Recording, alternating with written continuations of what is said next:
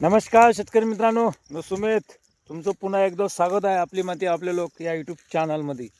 शेतकरी मित्रांनो, आपल्याला शेतकरी मित्रांनी कमेंट केलेली आहे की गहू काढल्यानंतर हे जो काही तन्नस राहतं, हे जे काही गव्हांडा राहतं, याला कोण्या प्रकारे कुजवायचं, कोणती मेथड आहे. तर शेतकरी मित्रांनो, याच विषयावर आज संध्याकाळी आपला व्हिडिओ येणारच आहे. तर हे कसं कुजवायचं, तुमच्याही प्रतिक्रिया सांगा. हे कुजवण्यात फायदा आहे की शेतकरी मित्रांनो याला पेटून देण्यात फायदा आहे?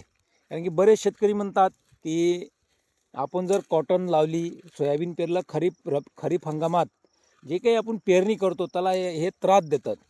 कारण की जेव्हा पेरणी आपली स्टार्ट होते तेव्हा पाणी कमी राहते, नाही का. हे खूप त्रास देतात. तर मग हे पेटवण्यात फायदा आहे की मजुराच्या सहाय्याने जे आपले शेतामध्ये जर कोटा असन, तिथे शेणखत राहतंच, गड्डा राहतं शेणखताचा, मजुराच्या सहाय्याने हे जमा करून गड्ड्यात टाकणे, कुजवण्यात फायदा आहे.